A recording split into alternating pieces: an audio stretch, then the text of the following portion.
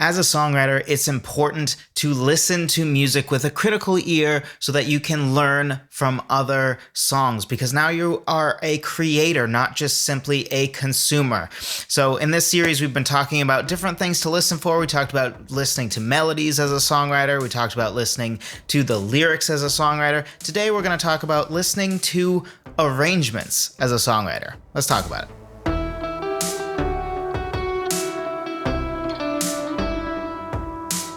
Hello, friend. Welcome to the 131st episode of the Songwriter Theory podcast. Pumped to have you with us today or tonight, whenever you are listening. Today, we're talking about listening to the arrangement of a song. I've had a couple videos come out recently on YouTube, if you're listening on YouTube or watching on YouTube, that also relate to arranging. I recommend checking those out. And if you're listening via podcast, well, go check out the YouTube channel as a songwriter. It's Songwriter Theory. Today, we're going to be talking about arrangement. Before diving in, if you haven't already, be sure to pick up my free guide on 10 different ways to start writing a song, 5 from a lyrical standpoint and 5 from a musical standpoint. It's a great way to start out if you are new to songwriting, because it will give you 10 different ways to start writing a song. And if you are a veteran and you want to change things up, it will help you with that as well. Let's dive into the content. I'll link in the description below, by the way, if you're on YouTube. And if you're listening via podcast, it's songwritertheory.com/free guide. We're going to break this arrangement thing into 2 parts, because I see arranging as basically just 2 types of arranging to think about. There's horizontal arranging, and then there's vertical arranging. So we're going to talk about horizontal first, but horizontal arranging is sort of how your arrangement changes over time. So think of this as like a track, right? Like over time, from the first second of the track to 4 minutes into the track, how does the arrangement evolve over time? What instruments are added? Which ones are taken away? All that sort of thing, in order to make the song and keep it interesting, right? So that's specifically what I'm talking about when I talk about horizontal. Over time, arrangement over time. So some questions to be asking as you're listening to the song. So we pose this in these episodes, in this mini series, if you will, as like a bunch of questions that you should ask yourself as you're listening to music that will help you pick up on things that you otherwise might not. And that's sort of the purpose of this. So one question is, what are the changes? Right? So this is just the simplest question of all. What things are changing, right? When the song first starts, is it just a piano part? Okay, what is that next change that happens? Okay, well, there's a piano, and then somebody starts singing. Okay, what's the next thing that happens? Maybe it's a single violin sustaining a single note, right? 2 or 4 measures into the verse. And then for that second half of the verse, maybe that's when the drums come in and starts to pick up a little bit. So we're looking for, where are things changing? What are the markers where, like, this changed, something changed, gave me something new to listen to? Sort of I don't want to call it a rule, but like a general guideline here is giving the listener something new every 4 to 8 measures. You want to constantly be giving something new. Now, this doesn't always mean adding a new instrument. It might mean changing the instrument part. It might mean just adjusting something. It doesn't necessarily mean like you have to have a new instrument every 4 to 8 measures. Just something should change. Another thing to ask yourself is, are there what we can call torch passings that are happening? Now, what I mean by torch passing is oftentimes one instrument will carry a certain role in a song, but then that role will be transferred to another instrument or group of instruments. So, for example, it wouldn't be very uncommon to have sort of the foundational piece of your verses in your song, or in songs, right? Because we're listening to other songs and learning from them so that we can utilize what we learn for our own songs. It's not uncommon to say in the verse, you have acoustic guitar. And then in the chorus, you actually completely abandon the acoustic guitar and have a bunch of electric guitars, right? Especially in harder rock bands, it's really common to even, I was listening to Hesitate by Stone Sour today, which is a great song, by the way, but I believe, I might be wrong on this, but if I remember correctly, in the first half of the first verse, I feel like there was an acoustic guitar playing sort of the riff. And then in the second half of the first verse, now it's an electric guitar playing it. And it's pretty much electric guitars from then on out. So little changes like that, right? Another thing, right? You might have piano as like the basis of the song, that main instrument, the foundational instrument in the verses. And then the chorus is such a big chorus that's really the power electric guitars that take over the song and really are the main thing you hear besides the vocal at that point. So that's what I mean by torch passings. What are the roles of the different instruments? So something to think about is what feels like it's at the center of the song besides the instruments. This is what I refer to as the main instrument. It's sort of what I was just alluding to with the acoustic guitar at the beginning of the song, or the piano in the verse versus the the power chords sort of taking over in the chorus. Main instrument to me is that instrument that you think of, okay, if you strip this song totally away, what's the main thing you hear besides the vocal? What's that main thing that's carrying the song, that if you would have one instrument playing with the vocalist is most important? So that's a role, right? Because in some songs, for example, you have an acoustic guitar that is very much the main instrument with a singer on top of it, and then you have a piano kind of off to the side playing sort of just a riff, right? It's not full chords, it's not a full riff, if you will. It's just like one note. It's somebody with their right hand doing a simple melodic type thing, right? That would never be the foundational piece of the song. It's just that riff, it's just that motif, if you will, in the singer, right? But it would be a thing for a singer to have the acoustic guitar play, and that's the entirety of what's necessary. So in that case, that would be the main instrument. So what's at the center of the song? And then what are some of the stylistic choices of the different instruments? Something that I think is really fun, and I've talked about this before, but I think sometimes people misunderstand how many levels there are to what you can be creative about. And something we're going to talk about next week is even sort of song structure, right? And I think song structure is something, we won't go too deep into it because, again, it's next week's subject, but song structure is a thing that people take for granted, like, oh, verse, chorus, bridge, chorus, blah, blah, blah. Like, if you play with that and you actually try something different and you're intentional about the different parts you have, that can be a new way to add some additional creativity into your song that really helps it stand out, really helps it be more interesting, I guess, than it otherwise would be. But another thing that's in that realm is the stylistic choices of instruments. So different genres of music traditionally have different stylizations, right? Or different instruments they use. For example, if you hear a steel guitar in a country song, you think, yep, that seems about right. If you hear a steel guitar in a pop song, it would sound a little foreign and different. Maybe less so now with the hybridization of pop and country and stuff like that. But, if it's a traditional pop power ballad type thing and the steel guitar, that's a little different. That's not exactly the most common thing. Or a harmonica in a hard rock song, right? That isn't Southern rock. But aside from genre stuff, you also have, just the amount of different roles that each instrument can play and the styles that they can be played with is a ton, right? Let's just take guitar. There's a huge difference between a guitar distorted electric doing power chords where you just hit the power chord, strum the power chord, right? And let it hold for the whole two measures that you're on that B minor chord, we'll say. There's a big difference between that and then a guitar higher up the register doing arpeggios that happens to be a B minor chord, right? That arrangement choice is significantly different.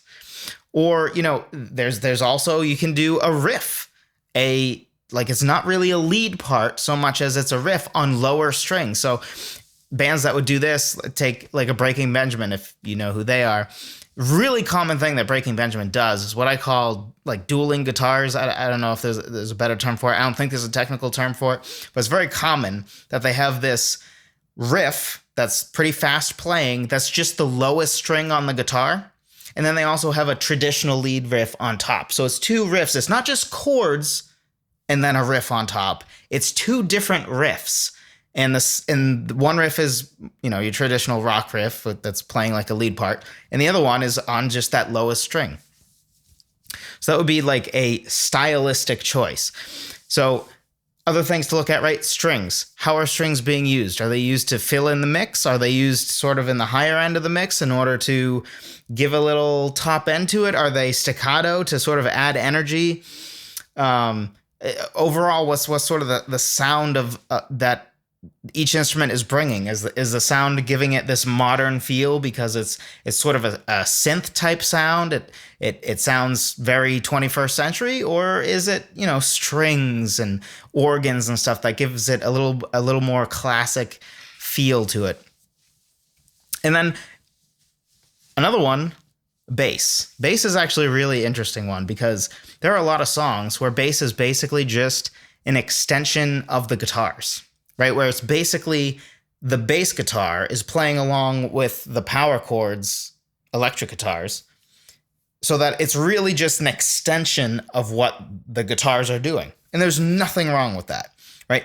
In fact, that can be often a stylistic choice that's intentional because, for example, maybe the chords, the power chords, are actually kind of the interesting riff. That's the fun part.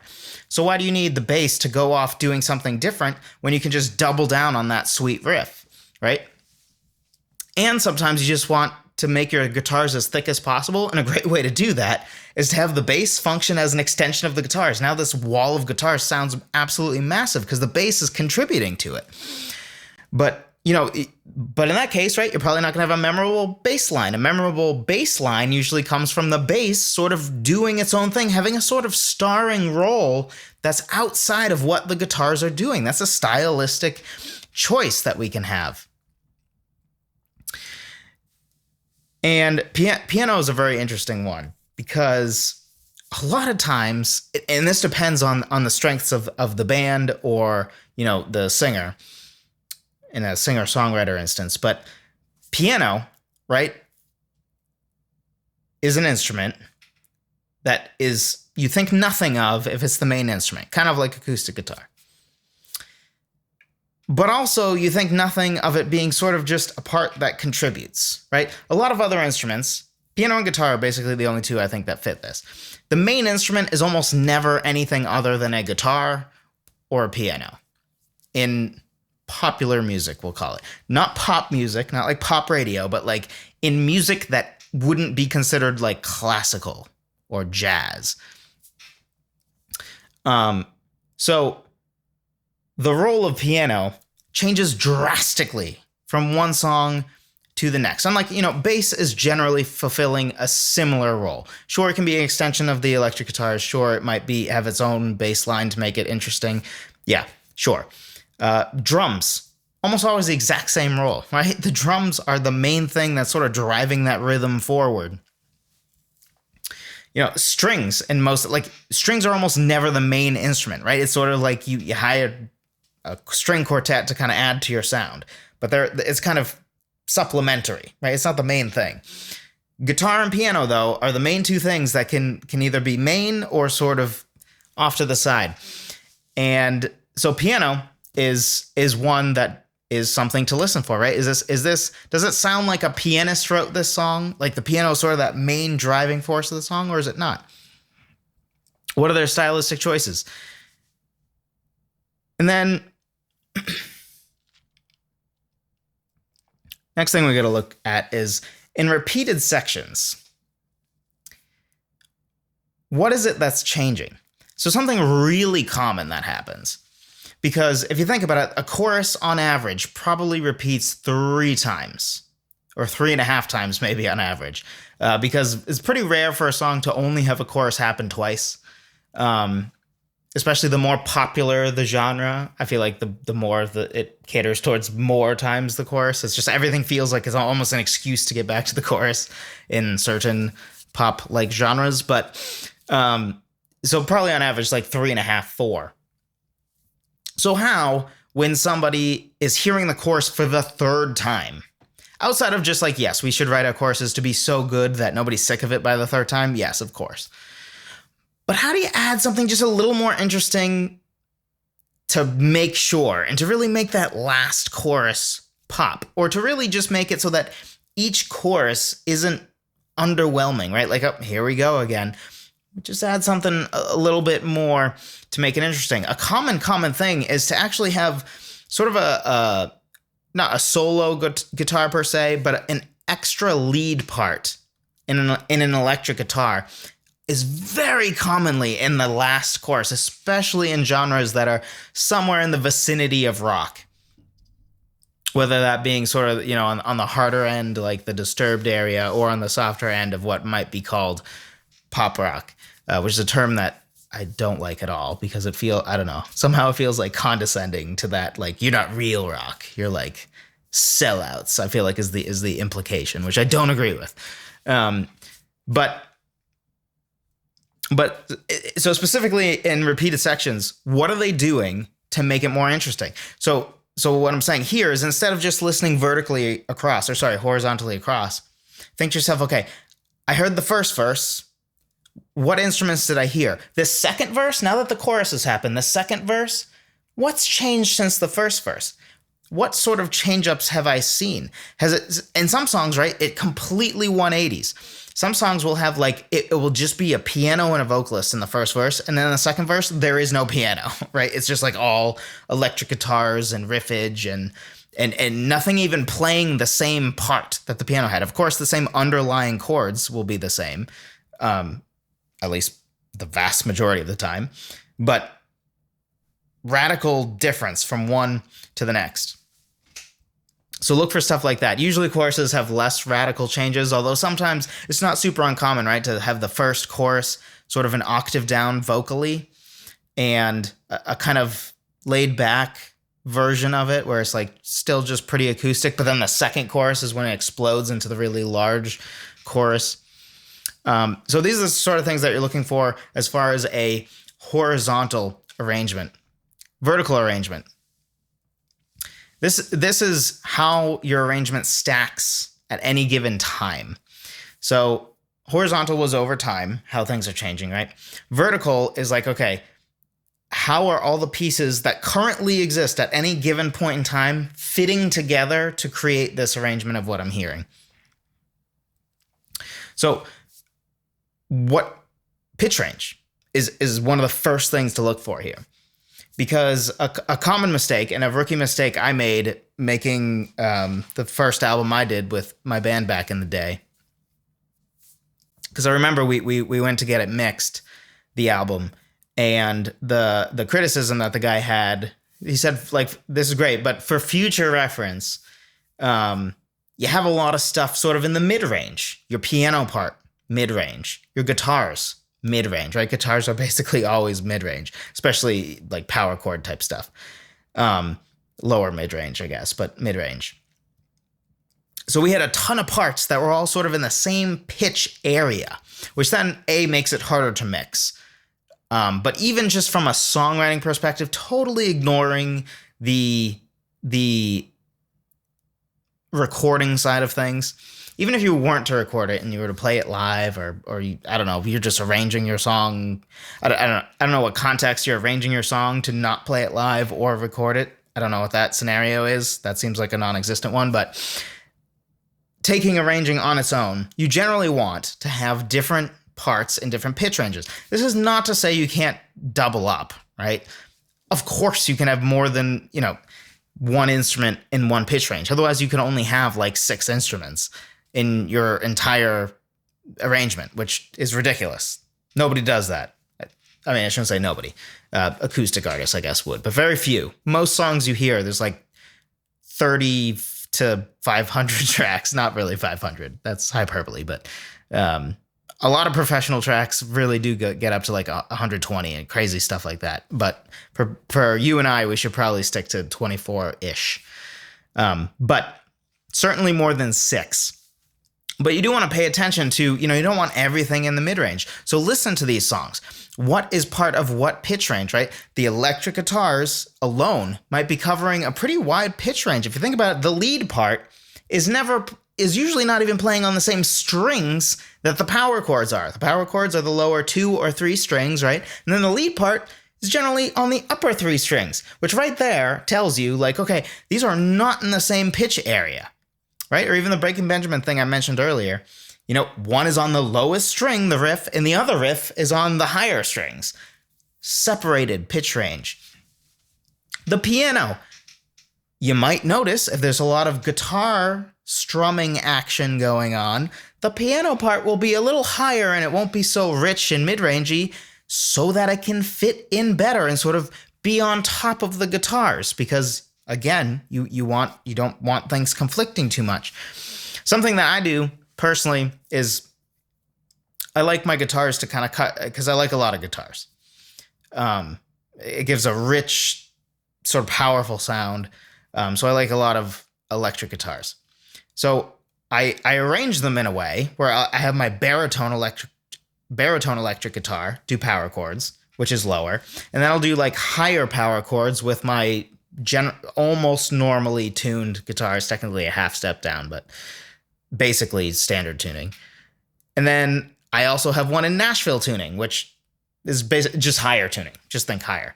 So I'll play the part again, right? So it's basically playing a similar or the same type part in 3 different pitch ranges already, not to mention the fact that I'll have arpeggios and little lead parts. I'm not a great lead guitarist, so I don't do anything fancy, but you know, little melodic stuff that are higher on those like higher 3 strings. So I'm explicitly laying that out. And then piano, I usually put wherever the heck I want the piano riff to be, because that's like the instrument closest to my heart. And then I'll arrange things around that. It's often the main instrument. And then strings sort of are a thing that I put a little higher in order to add some to the higher end, right? Because most of your traditional instruments, guitar and piano, tend to be pretty mid-rangey. So I put the strings higher. I also tend to use a lot of synth type stuff, bells and other synth sounds from Omnisphere. Not sponsored, but if you want to spend like $450 and like never need to get another patch of sounds ever again in your life, Omnisphere is the way to go. In my opinion, anyway. I got it. I use it all the time. It's great. I know it's a lot of money, but it's great. So, excuse me. So with those sounds, I tend to put them sort of on the higher end. And then a new thing I'm doing now is I actually utilize an organ to sort of supplement the bass, to add a little more strength to the bass sound. But I'm explicitly thinking about like, okay, layer these in different pitch ranges. So if you listen to the songs, whatever songs you're listening to, listen for that. Also think about the rhythmic holes. You don't want everything playing at the exact same time. Now, often, almost all your instruments are going to come in and play all at the same time on like the first beat, right? So let's say 4/4 time, it's 1, 2, 3, 4, right? So the 1 beat is the strongest strong beat. A 3 is a strong beat too, but not as strong as the 1. So a lot of times, right, whether it's your riff starting on the 1, whether it's your vocal starting on the 1, the power chords playing on the 1, a lot of things will be playing on the 1. But from there, you want to mix it up, right? So think about, for example, maybe you have one part that's on every quarter note. Let's take 4/4 time in this instance. So you get 1, 2, 3, 4, 1, 2, 3, 4. Some instrument is playing that. Another instrument might be playing 1, 2, 3, 4. So like the entire measure, they just hit on the 1, right? So this is common for power chords. You play the power chord on the 1 and just hold it out for the whole measure, or 2 measures maybe even.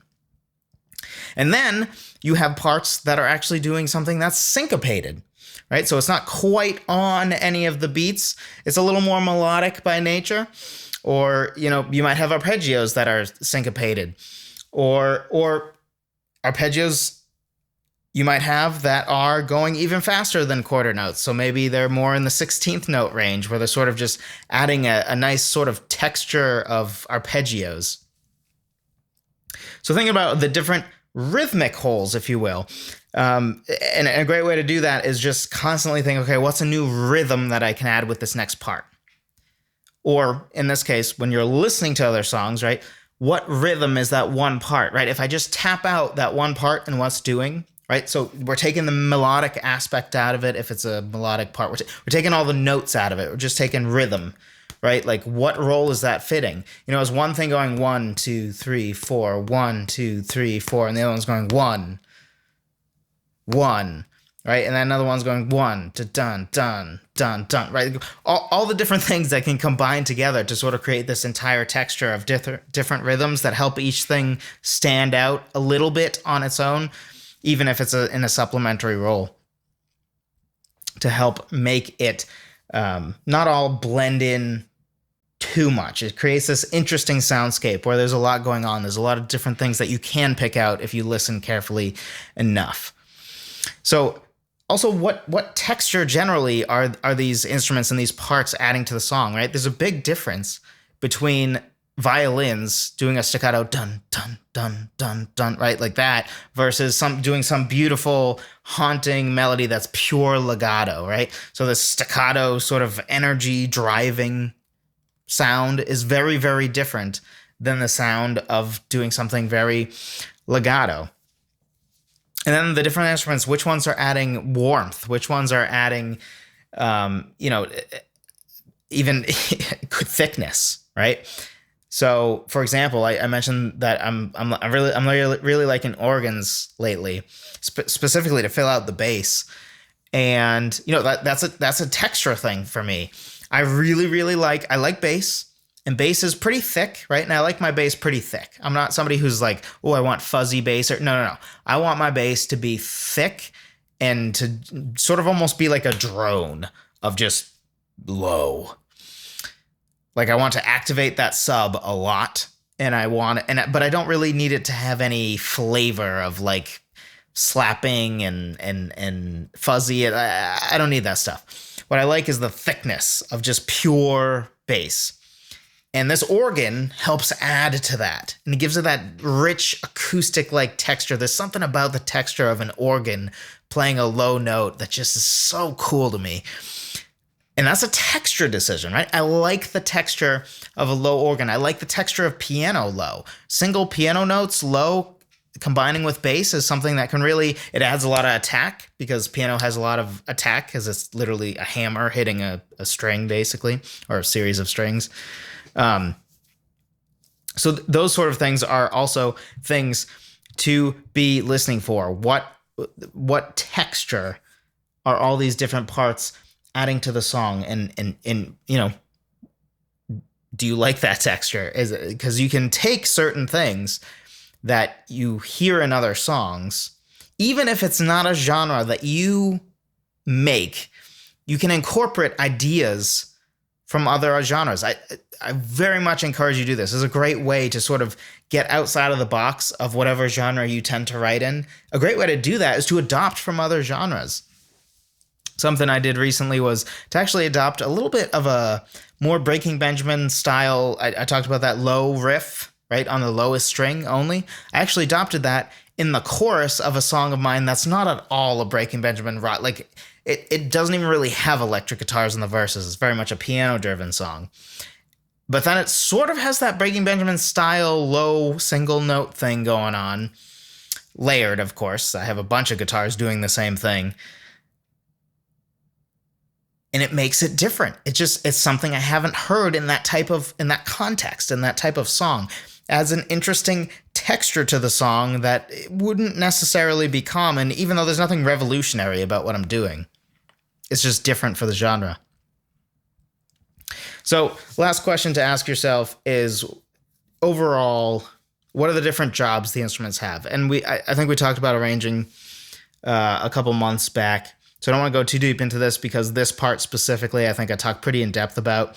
But the whole, not everything can be a star, right? What is a star? Besides the vocal. The vocal is basically always a star. Should be. But, there's a solo maybe, or a lead guitar part that really stands out. Maybe the piano riff is sort of that main thing that you remember, right? Say, Don't Stop Believin' by Journey. One of the main things you're going to remember is the bass line. So the bass line is very much a starring role. Everybody knows that bass line, right? Or like Seven Nation Army's... that's the name of the song, Seven Nation Army, which... anyway, the song drives me crazy. Please if you are in a college band, please say to your band director, let's do another song 50% of the time. I'm so sick of every play being like, oh, let's play Seven Nation Army again. Stop it. Anyway, soapbox over. But it's actually not a bass, but that riff, that guitar riff that is pitch shifted down to sound like a bass, whatever, that is very much a starring role, right? To the point that nobody probably knows or gives a rip about the lyrics. They're just like, oh, cool riff. Another thing to note is there are some instruments that very much don't have a starring role, but they sort of hold the fort.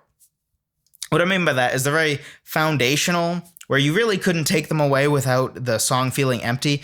The quintessential, like, perfect example of this is, think your power chords in your chorus, right? If you're thinking about like a pop song that isn't really guitar driven, right? It's not Breaking Benjamin or Disturbed or insert any harder rock band here, where like electric guitars are sort of driving the whole thing, right? But sort of a pop song where like, oh, there's like synths and a bunch of instruments that aren't real and sounds and stuff. And then like you have the electric guitar sort of come in the chorus that just is like strum, hold out to sort of thicken up the chorus. That is sort of your quintessential foundational instrument, right? If you took that away, that song would sound really empty and like the foundation was taken away from it. They're very important. They don't have a starring role, right? Because you're not really paying attention to that. It's just power chords, whatever. But it is very important. It's foundational. And then other instruments are supplemental. And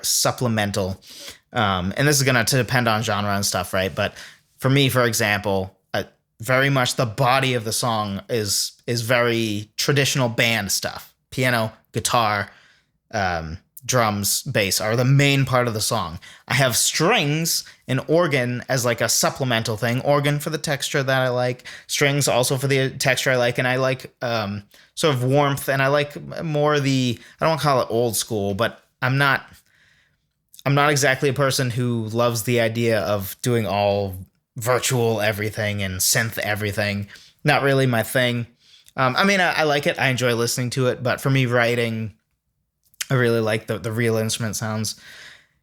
But I do like enough of the modernness. I really like some rock bands like Starset that like incorporate the synth element with the like true rock stuff. I think it pairs really nicely. And I actually like synths and bells and stuff like that to sort of add a little top end sheen and give it a little bit of a more modern feel, because otherwise my stylistic choices sounds a little early 2000s band style. So it gives it a little bit more of a modern sheen. Example of supplemental, right? It's just something to sort of add to the texture, add something to the top end, have something to be kind of higher up, because a lot of the other instruments I tend to play are more mid-rangey or low. So thinking about the different jobs of the different instruments that you can hear in whatever song you're listening to, what are the leads, what's foundational, what's supplemental. Hopefully this was helpful to you. If it was, be sure to drop a like if you're on YouTube. If you are not on YouTube, thing you can do to help is to leave a kind review if you enjoyed this. I do see some of your really kind reviews that come through. I get emailed sometimes, some of them. So I really appreciate all of you who have taken the time to do that. It means the world to me. And every time I hear kind words from any of you, one of you a couple days ago literally just sent me an email that was like an encouragement of like, hey, I really enjoyed the podcast. You didn't even have a question for me. Which, by the way, I'm happy with questions. So this don't read this as Joseph likes emails where there's no question. That's not what I'm saying. But I really appreciated the fact that this person reached out to me just to say they really enjoyed the podcast and thank you for the podcast. Didn't even have a question to ask or anything like that. They just were kind enough to say that, and that means a ton. It means a ton as well when you have a question. I really enjoy answering all your questions. But just whenever any of you do any of that, it means a lot to me. So I want to make sure that is always heard and that you guys always know that. But yeah, if you're on YouTube, again, drop a like, subscribe. And again, if you haven't already, pick up that 10 different ways to start writing a song at songwritertheory.com/free guide. Next week, I believe we're wrapping up this series. Thank you for listening, and I will talk to you next week.